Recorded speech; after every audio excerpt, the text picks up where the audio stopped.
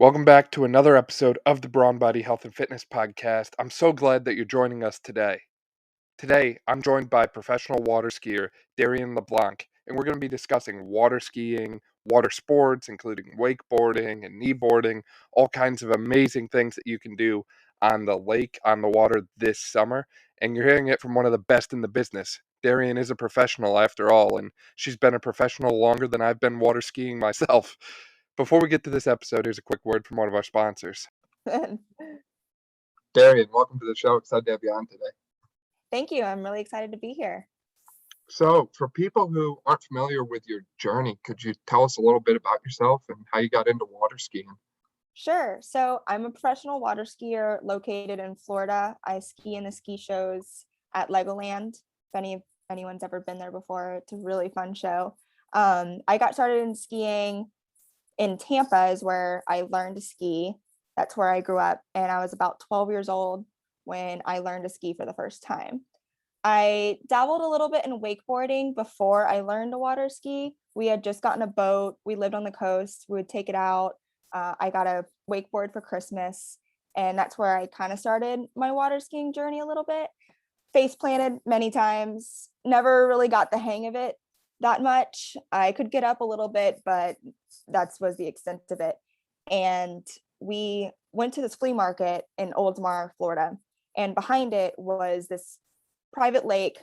You would have never known that there was a lake behind it because this is this big industrial area, and the ski team resided there.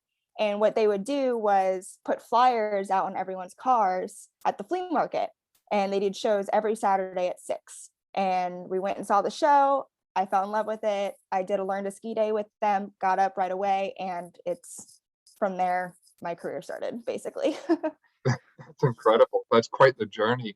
So you said you started skiing at age 12, and then most of your skiing was in the ocean? I did a little bit in the ocean just on our own, but the team that I was with was in a small lake. Okay, so that's probably helped you a lot, learning to ski on a lake as opposed to the ocean. I've never skied myself in the ocean, but I can imagine it's a little bit different. It is. We would have to find like inlets area where it's calmer, but saltwater and freshwater is actually very different to ski on too, because saltwater is more buoyant. Mm-hmm. So you're more like flat on top of the water, where in freshwater you have a little bit more drag. Interesting. Now, obviously, when it comes to something like water skiing, the boat that's pulling you matters a lot, right? The speed that it's going, the size of the wake, the weight distribution, where the rope is like anchored. How have you been able to like adjust those different factors to get good at water skiing and kind of improve your sport, so to speak? Yeah, I would say speed is probably the number one factor. Where the rope comes out of and all that stuff, it does change a little bit, but not significantly. Speed is going to be your most important because it depends on the size of the skier. You know, a larger skier, you're going to want to go a faster speed. A smaller skier, you want to go slower. Takeoff is huge. There's a lot of driver involved when learning to ski because you don't want to rip the rope out of someone's hands and stuff like that. So speed is a huge factor. When it comes to the kind of boat, you can honestly ski behind any boat. You know, as long as you have driver safety, water etiquette, be aware of your surroundings, aware of the prop in the water, stuff like that. Those, take care of your safety part, and you can ski behind anything. Obviously, we ski behind mostly inboards and ski boats, but I've skied behind fishing boats before and like little dinghies before. That's crazy. That must make for a story, huh? Yeah. Wow. So when you say that you've become a professional water skier, what exactly does it look like to go pro in water skiing? Are you on like a competitive team? Do you do shows for people? What does that look like? So we do shows every day for people. We're hired out. Either we can be hired out by many types of people, theme parks or private events and stuff like that. Like who I am hired by is a world traveler. So we do a lot of road shows around the world. I've been to Ecuador. I've done shows in Canada. Other people on the team have been to Lebanon and other places in the Middle East, which is really awesome. But our team is hired out by Legoland right now. So we do shows daily at Lego, and that's what would be considered professional because we are paid to do it every day. Right. as That's a awesome. specialist. Yeah.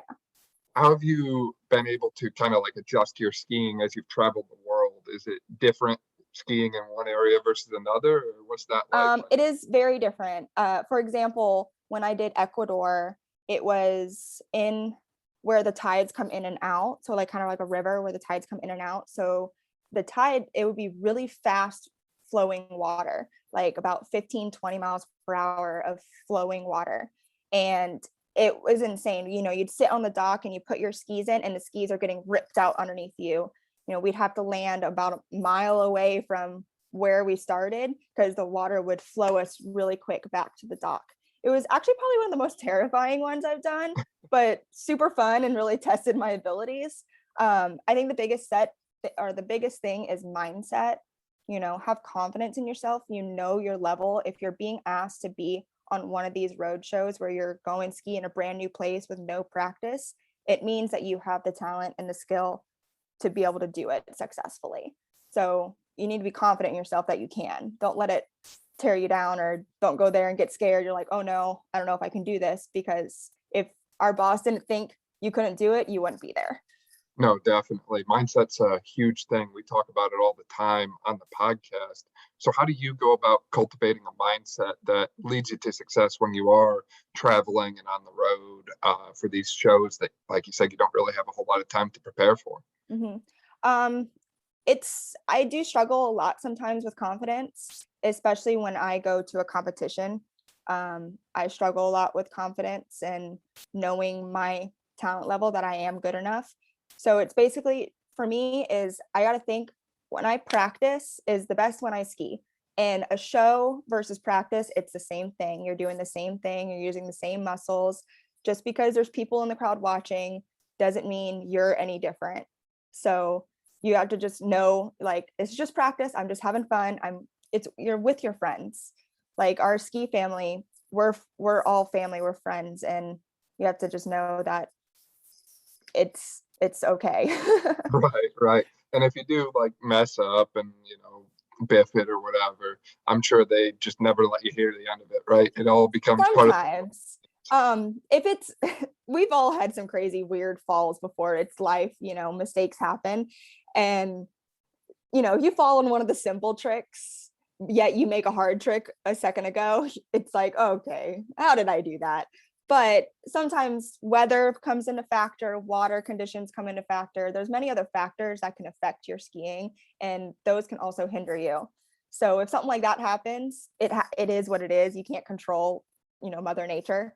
So our boss is pretty lenient, not lenient, like he doesn't want you to fall, but right. He's not going to tear you down, not yell at you or tear you down because you Right. did. Before we got in the recording, we were just talking about how you're in Florida and that's where you do your water skiing. And I'm way up here in the northeastern part of the country, and just the difference in temperature and what a difference that can make. You mentioned it a second ago, but it's crazy how, 90-degree sunny day and 80-degree water as opposed to, 70-degree day, 50-degree water. It's very different. Very. You're definitely spoiled down there in Florida, I gotta say. Yeah, it's nice. So you're saying tricks when it comes to water skis. What kind of tricks do you mean for people who haven't watched any of your shows or that sort of thing? So I'm technically considered a pro show skier. So what that means, we're basically stunt athletes with theater and production put together. Right. So that looks like those giant pyramids and that sort of thing. Yep. So we climb the pyramids, we climb up on top of each other. A lot of the guys go over the jump and they do a lot of inverts like gainers and front flips. The guys also do hydrofoil. If you've ever heard of that, it's where the metal hydrofoil, it's really getting really popular in surfing right now. And wakeboarding, barefooting. The girls, what we do and what I specialize in is swivel skiing. So it's basically like the grace and beauty of the show. It's a lot like ballet and figure skating mashed together and put on a ski and on the water. So our binding, what it does, it has bearings in it and it swivels. So the ski stays straight, but the binding will spin so that we can spin around and do like arabesque moves and stuff like that. So you're basically dancing while on a water ski. Correct. Wow. I didn't realize there were so many different like subsets of water skiing. I've seen you do that before, and I've always wondered how you'll like, I think you put the rope in like your foot and then you spin Yep. around on the ski. Yeah, that's one of the tricks that we do. So we put the foot on our toe. If you've ever seen trick skiing, similar, so you put it on your toe, but instead of trying to just turn quick, it's more of a ballet-like movement. So it's really slow and graceful and flexibility and stuff like that involved. Yeah, that's something, just stereotyping him. Most of us guys don't really have that flexibility thing. There's some people who are, crazy exceptions to that, but I certainly need to work on that a little bit. So how did you decide that that was what you wanted to do, is kind of like combining dancing with water skiing? Were you a dancer before you were a water skier? Or? No, actually, I have no dance background or anything like that. It took me probably about 10 years to learn a cartwheel. My mom was a dancer and a gymnast and a cheerleader. So I guess I have genes in me. They just came very delayed in life. So whenever I joined the ski team that I was on in Tampa, they tend to push the girls towards the swivel avenue. And then the boys are pushed towards the jumping and more of the high extreme things. And you can dabble in both, but that's just kind of the way the shows work. Is the girls will do the swiveling, the gracefulness. We do like adagio, which is like doubles. You throw, like, guys will throw girls in the air and stuff like that. And we do like the climb the pyramids and stuff. I gotta look at that throwing the person in the air thing. I haven't seen that before. That's crazy. Yeah, it's like how do I explain it? Have you ever seen paired figure skating? And the guy will like throw her up in lifts or something, or like acro yoga, just like that. Wow, that's crazy. And all the while moving like behind a boat in the water. Wow. Mm-hmm. So when the boys are doing when we're doing doubles and we're doing like those acro yoga moves, the boys are in a chest harness. So the rope is coming from a harness so that they're hands free. Oh, I was gonna say that definitely explains a lot more, because how are you gonna throw someone while holding onto the rope? Right. A little too much there. So you mentioned that people get into like the barefoot skiing as well. Do you barefoot ski yourself? Or? I do barefoot, actually. I actually really enjoy barefooting, but the falls can be pretty brutal. I can imagine. When you're falling at 40 miles per hour and you scorpion and neck whiplashes, it's a couple days of recovery. Right. So as I've gotten older, I've definitely been a little more taken back from barefooting, just because I'm not young like I used to be. You say that, but you're not that old. No, I'm not. But I've definitely put my body through a lot of work with like skiing. Any injuries or anything? I have not had any injuries, knock on wood. I hope to not have any injuries, but Mother Nature is Mother Nature, and see what happens. But for sure. So with the barefoot skiing, how do people get started with that? Because I feel like when people are learning how to ski, they start on 2 skis, and then if they're like me, then they just decide, hey, I'm going to drop this one and progress to 1. How about that no ski thing? Do you go from 1 to none, or do you just start with no skis? There's 2 different ways to do it. If you go to like a barefoot school, which we have one here in Winter Haven, Florida, you go to a barefoot school, they are going to teach you straight up on your feet. There's been people that have learned there that have never water skied a day in their life, but they can barefoot ski.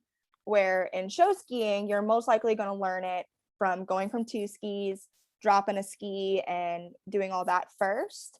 And then you can either learn to step off of a ski, or you can learn it by deeping up. Deeping up is probably your best option because it's slower steps, where when you're stepping off a ski, you're just like, huck and pray. Like, here we go. Right. So when you start in the water, you can do it a lot slower. The boat can go a lot slower, so you can just kind of feel out everything. And we also have a contraption called a boom. So what it is basically a giant arm that comes out the side of the boat, so that the instructor can talk to you while you're out there skiing. Gotcha. That's interesting. You got all the like tricks of the trade here, it seems. Yeah. So with the barefoot skiing and just skiing in general, there's some key differences to water skiing from snow skiing. And I don't know if you've ever snow skied before. You don't really have a whole lot of ski resorts in Florida, from what I understand. No, but I have snow skied 3 times, and I would like to say I'm pretty decent at it for a beginner. That's awesome. So with snow skiing, obviously you lean forward, and water skiing, you obviously lean back. But it sounds like from your experience anyways, those skills transfer over pretty good.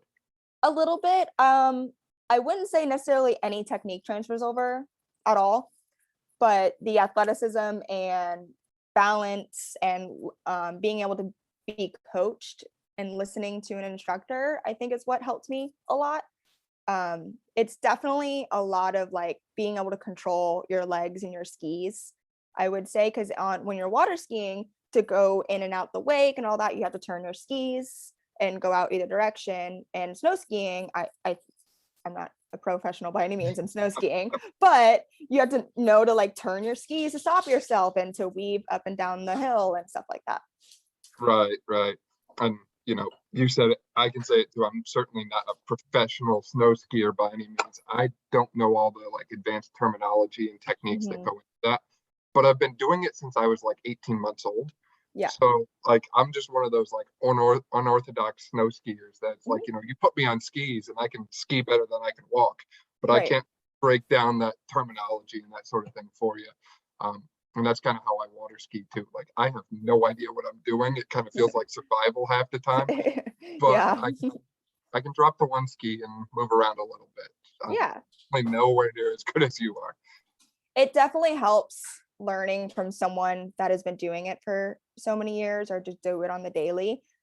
There's just little tips and advice that you would never even think of, but when someone tells you, you're like, oh, that makes a lot of sense, and it helps a lot. I can imagine. So what does your typical day look like? You mentioned that you water ski every day. Do you wake up and head to the lake, or what's Basically, yep. So Yeah. call times at 10. We do 3 shows a day, 12, 2, and 4. We get to work and we have side jobs as well. So we get to work, we sign in, we do our side jobs, which consists of either setting up the show, setting up the skis, getting the boats ready, checking the oil in the boats, cleaning up around the area, and double checking that everything is safe and stuff like that. And we do like a team meeting. Our boss tells us any new notes going on, any notes on the show for us to be better, any cautious things that we need to be aware of, stuff like that. And then after meeting, we will probably go out and practice a little bit for fun of it, and to stay up on our skills. And then we get ready for do a show. Our show's only like 20 minutes long. So, Not and then bad. when show's over, we have lunch, ski some more, do another show. We get done in 20 minutes, we ski some more after, and then we go home. That's a full day on the water. That in itself is a workout. Wow. So you really truly live the quote unquote lake life, so to speak. It seems like Very much so. I'm probably on the water more than I'm on land. nothing wrong with that. So we had a few people who listened to the podcast send in some questions. This first one is from Zach, and I should preface this question. About 6 or 7 years ago, I can't believe it's been that long. He was on the lake with me on my boat, and he snowboards in the winter. I'm a skier myself, and he was convinced that he was going to get up on the wakeboard that day. I think we spent over an hour, and I think we dragged him like 2 or 3 miles up and down the lake of him getting up and then face planting, get up and then face plant over and over and over again. And he wants to get some advice for someone who wants to get started with water skiing and wakeboarding, especially when you're in an area where you don't have all these world-class coaches and clinics right down the road. For sure. One of the biggest tools that you can use is YouTube. YouTube has a lot of skiing advice on it. I mean, I post videos. I have a lot of friends who post videos. There's a lot of ways to learn on YouTube. And then also equipment is huge. If you're learning a wakeboard, you want to make sure you have the right size wakeboard for your body. Too small, it's going to be really hard to get up and you could potentially injure yourself. Too big, then it's too floaty and you're going to be skatey all over the place. So making sure you have the right size equipment for your body is going to be big. And then, like I said before, your driver is going to help you a lot. You don't want the driver ripping the rope out of your hands, but you also don't want the driver too slow out of the water where you're just dragging. So those are going to be your 3 key elements to help you. Right. You said it best at the start there. Size does matter, right? Mm-hmm. I'm sorry. I'll edit this times. I'll edit it out. So our next question comes from John, and John wants to know what a training program for a water skier or wakeboarder looks like, and what specific demands the sport has, and what injuries are most common, and a lot of other injury related and prehab and rehab related things. Mm-hmm. So the demand is dependent on what you want. You can push yourself a lot harder and learn a lot more things if you want to, or you can just be happy to skiing. It's whatever you really prefer, want to do. There's so many teams. There's hundreds of ski teams, amateur teams in the country. So anyone can look one up near their local team, find them, and all the ski teams are really happy to teach and help you out, which is awesome. When it comes to injuries, it's very possible, just like any sport. One of the most common injuries I've seen has been ACL injuries, but that comes mainly from the high impact that we do, which is off the jump. So if, like, for snow skiing, when you're hitting jumps and you're landing, it's a big impact on your knees. That's going to be the biggest injury that I've seen. And the best way to help prevent that is rehabbing before you get injured, is making sure you're building that muscle around your knees before you injure yourself, and that will help prevent injury. So do you have any like program that your team follows, or is everyone kind of doing their own thing on that side of things, the prehab injury prevention? We kind of do our own thing because it's different for each specialty that we do. For the jumpers, they're going to do more leg impact exercises. For us girls that we swivel, I do a lot of shoulder exercises and a lot of like back exercises, because for swiveling, when we're spinning and torquing our bodies, it's not good for your back, and we're also standing on one leg for most of the time, so we're very uneven. So I go to the chiropractor very often. That's been one of the things that has helped me personally. And then also just doing a lot of back exercises and building up my muscle in my back and shoulders. Yeah, definitely. I could not echo that more from a prehab standpoint. Getting stronger is beneficial for everyone. It's interesting because the individual who asked this question sent me some MRI results a while back, and he should be okay with me sharing it. It's fine. But he had a partially torn rotator cuff, and he had a torn labrum in his shoulder, and he's benching 225 pounds for 8 to 10 reps like it's nothing. So even if things start to break down, like if you're strong, you're going to be, well, at least feel okay. Yeah. And then from water skiing and wakeboarding standpoint, core stability and strength is also huge. Core is one of the most important muscles that you use skiing. Right, because you've got your lower body moving, but your upper body holding the rope is what's responsible for you moving forward. So it's kind of a complex system, how you're moving up top, but your legs are just kind of following and going along for the ride. I keep talking with my hands here, not that anyone listening on like Spotify or iTunes is going to see that.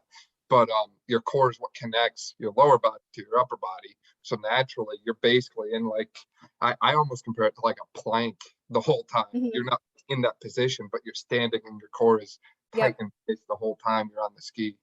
Yeah, I would say water skiing is one of the few sports that you're using your muscles from your head to your toe. Like everything is being flexed at some point. You're using muscles that you didn't even know you had. I was a competitive soccer player for 10 years. I played varsity and all that. So I was really, really in shape. But then I would go skiing and I was sore. Yeah. And I'm like, wait a minute.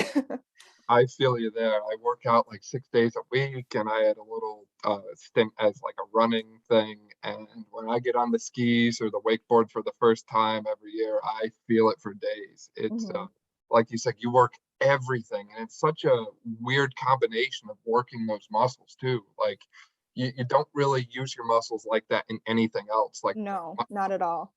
I had a day where I ran 10 miles. I didn't want to. The story for another time. And like I would be fine after that. I'd feel fine. I'd, work legs really hard and that was fine. But I get on the wakeboard and after like 5 minutes, first run of the year, my calf just cramps up and locks up on me. And you just it's almost like you can't prepare for some of it. You just have to do it. And like I've seen programs and protocols in the past that try to mimic the like specific demands of water skiing, wakeboarding, in a training sense. But I still don't think the true carryover is there, right? You can, replicate as best you can. So if you're a skier or you're a wakeboarder and you want to hit like a jump, you can do like jump squats and you can load up, you can add in twists and different things like that. But nothing that you do in the gym is going to compare to the feeling of being on skis on the water or on a wakeboard on the water. It's just very different. Yeah, I would say the closest things that I've seen that closely could mimic is, for example, the guys going over the jump and doing all the inverts and stuff, is being on a trampoline with a rope tied. So you're mimicking those motions on the trampoline, coming back, landing, and using those muscles that way. And then for me, when I'm doing my swivel tricks and handle controls, I usually will have like a pulley system with weight and my handle connected and practice handle movements and stuff like that. That's the closest I've seen to mimicking it, but like you said, it's still nowhere near what it's like actually on the water. That's interesting. I haven't heard of either of those before, but you just made me think of like Pilates and yoga and that sort of thing. Do you have anyone that does those? Is there good carryover between that sort of thing too? There's definitely good carryover with that. Just more of your, like you said, core and body movements and just being able to control yourself, because slow is all like, we don't ever want anyone to like do a trick and just speed through it or rush it. Slowing it down and slowing down your body is what's going to help you the most when it comes to like knowing where you are in the air or when you're spinning and things like that. So I would say Pilates and yoga would help like that, and also get into your mindset. Right. So that, I think it's called like kinesthetic awareness, like awareness of your body in space. And that's something that I'm just thinking right now. I would think calisthenics could help with that too. Like I see the people who, they'll jump on a pull-up bar and they'll, do muscle ups and levers, or they'll do like front flips, back flips, somersaults, like without anything else, just their body. And if you can control your body like that in space, I think you said your mother had a gymnastics background, that type of stuff. If you can do that, I'm sure that has better carryover to skis. Definitely. And air awareness has a huge carryover. Some of the best skiers that I've seen have been divers, gymnasts, pole vaulters, those kind of people that have a lot of air awareness prior to water skiing. Right. And when it comes to you mentioned ACLs were one of the most common injuries that you saw, which that surprised me with skiing. But then when you explained like the jumping, the landing, it started to make a little more sense in my head. But other things, I would think water skiing, I've heard of a lot of shoulder injuries, especially when people are just learning, just starting out, and maybe you don't have the best driver and it starts a little too quick, right? Yeah. Go ahead. Every team, every group of friends probably has that guy who, will not give up, will not, give in. And, if you get a driver who wants to take advantage of that a little bit, you might start a little quick and just keep going and drag them along a little bit further. And that's a great way to rupture your biceps tendon. Yeah, we actually have a girl injured at work right now, and she just ruptured her bicep. And it was not an abrupt injury. It was something that happened over time. So usually when you have a bicep injury or tear, it blows up, it's bruised, and it looks like you got shot by a shotgun like a Popeye in your arm. Yes, the Popeye arm. So she has the Popeye arm, but no bruising or anything, because it was just her fibers slowly were tearing away. And then it happened mid-show. She finished off the show fine, but she was like, this isn't right. She like looked at her bicep and was like, a little bit burning sensation, and it looked really weird. So she's like, I think something's wrong. So there is a lot of wear and tear injuries that we deal with. Like, I've always wanted to, off the record, get a body MRI. so I can just see what's going on in my body, because I do Right. have like shoulder clicks and shoulder issues, some back things, some leg things, over time when you're doing this to your body are going to tend to have little tiny injuries that are going to happen. But like I said before, building up the muscle around really has helped me not fully get injured. Definitely. Um, and then from the injury side of things with wakeboarding, I think I could be wrong, but I think most of it tends to be like head and face related stuff, because when you're wakeboarding behind a boat, you're cutting across the water back and forth. At least my experience when I've been injured wakeboarding, it's always been the head or like concussion or something. Definitely a lot of concussions. And I mean, I actually had a concussion a couple months ago Really? from hydrofoiling. Big, huge jump, landed sideways, whacked my head on the water, and I was out of it for the rest of the day. But it was very mild and it was fine. But It's amazing how unforgiving the water is when you're moving very 15, 20 miles an hour. Yeah, definitely. And I was probably going about 25 at the time. And same with barefooting, when you're going 40, you're basically hitting the water so quick that it almost feels hard. You can, Wow. tumble on top of the water. Back to the wakeboarding though, a lot of ACL is also one of the most common in wakeboarding. We have one of our skiers on the team. He's also a professional wakeboarder in the wakeboarding industry, and he's blown his ACL 3 times. Holy cow. 2 in one leg and 1 in the other, all from wakeboarding. Right. And from the wakeboarding side of things, your boots are strapped into the board. So feet can't really move. Correct. Your ankles don't really move because the boots come up above your ankles. Yeah. So the first to start moving is your knee. So when you kind of take all these different funky twists and turns and positions that you just kind of end up in sometimes incidentally, your knee has a tendency to cave in and move inwards. That valgus collapse moment is what is the primary mechanism of injury for an ACL tear. Yep. So if you're putting yourself in that position and you don't have good control over it, then naturally it makes sense that you would get hurt like that. And one of the big things I've seen wakeboarders struggle with is riding switch. So being to go from dominant foot in the back to non-dominant foot in the back, and it takes a ton of practice to get used to it. You're just in the whole system. It's very blind whenever you switch. Like for me, I ski on my right leg predominantly. If I go to ski on my left leg, it's as if I've never skied before. I barely can get up on it. I am super uncoordinated. Like, it's very humbling because I do so many things on my right side, but when I go to my left side, it makes me remember how hard it was to learn. Right.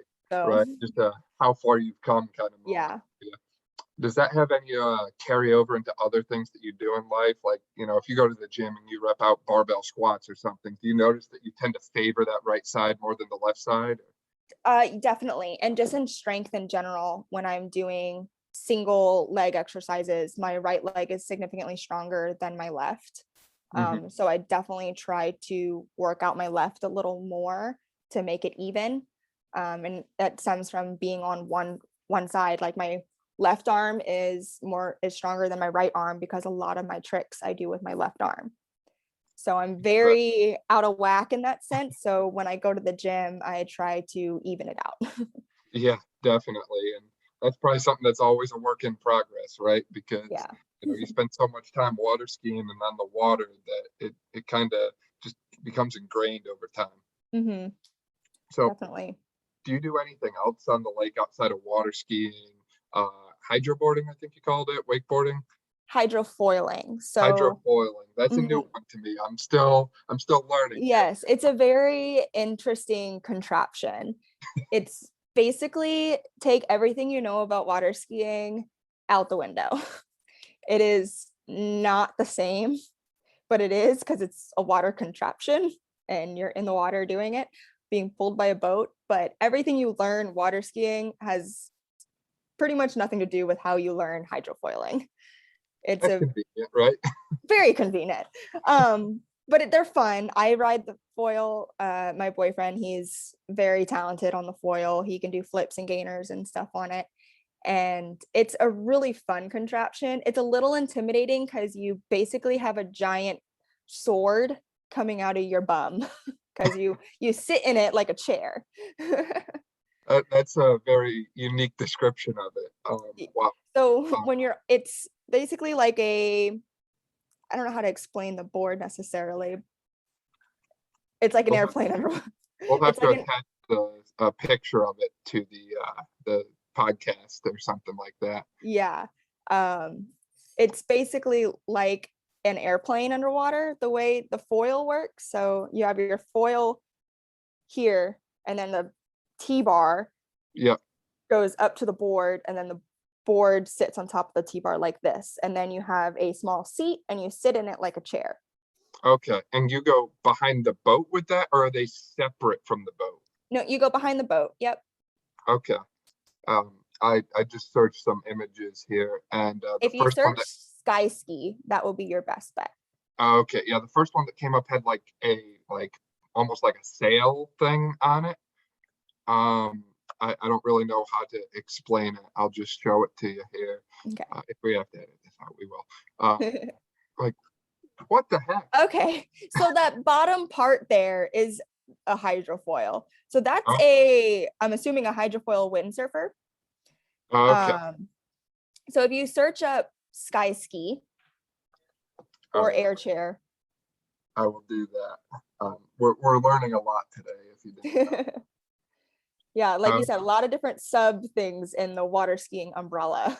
There really is, and we don't have anything. Okay, that makes a lot more sense now.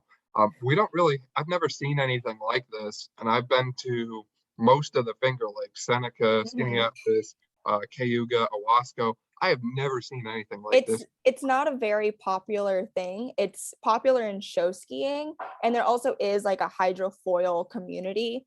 If you go to like usawaterski.org, we have all the disciplines there, and hydrofoil is one of the disciplines. And a lot of the hydrofoilers are out in like California and Lake Tahoe area and stuff. Interesting. Yeah, I will have to look into this one more.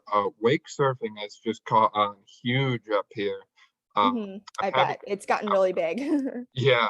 And then kneeboarding has always kind of been there, but kneeboarding has never really taken off like some of these other. I'm not a fan of kneeboarding. I don't like being on my knees like that. It's not comfortable. No. But it's great for the kids to get on the water and get anyone you can get on the water. It's a good day. So if that's what you got, then run with it. My first time ever on a kneeboard, I was 13 years old, and I was a little kid. Like, I was at the time probably like 5'7", 5'8", but I was like noodle, like 110. So I didn't have the strength to pull myself up onto the board. You know how you start like belly on the board, and then pull your legs up. I couldn't do that, so I just hung out there, and apparently I went for like 3 or 4 miles. Hey, that works, right? Yeah, it was. I don't even know what to call it, because it wasn't really kneeboarding, but I wouldn't call it belly boarding either. That's funny. Another option up there. Some of the professionals in that are crazy too. Like, they'll do like flips and jumps and those things, and the whole time I cringe every time. Yeah, like you're the whole force of that every single time. It's crazy. Yeah. It's not a comfortable position. I never feel good standing up after getting on a kneeboard. No.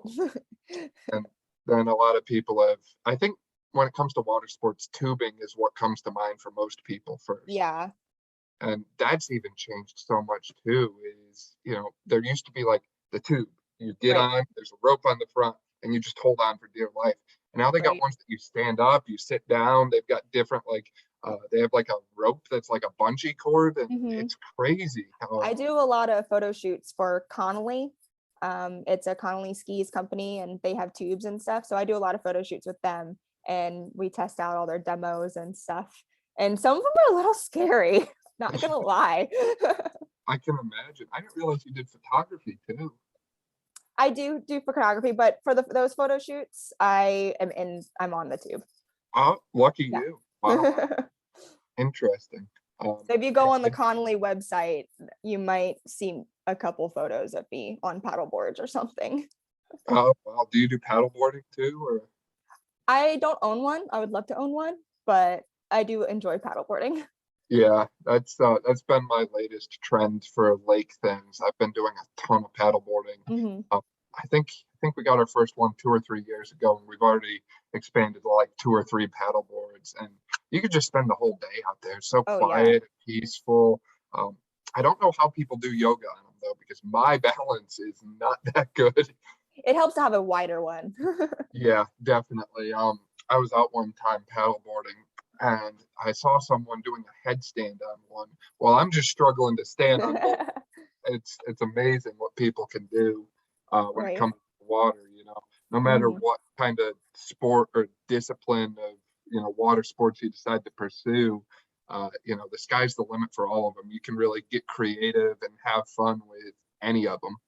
Yeah, that's what's super awesome about the like water skiing in general and just the umbrella of water skiing. There's so many disciplines and so many directions you can go. There's barefooting, hydrofoiling, knee boarding, just plain water skiing, show skiing, 3 event skiing, collegiate skiing. There's so many things that you can do. Collegiate skiing. So like colleges have like ski Yep. teams. Yep. Interesting. Well, I certainly went to college in the wrong area, but I probably would not have been good enough to make the team. So So with the collegiate skiing, it's the same as 3 events. So you're doing trick, slalom, and long distance jump. So what we do in show skiing is freestyle jump. You're doing, the back flips, the front flips, stuff like that.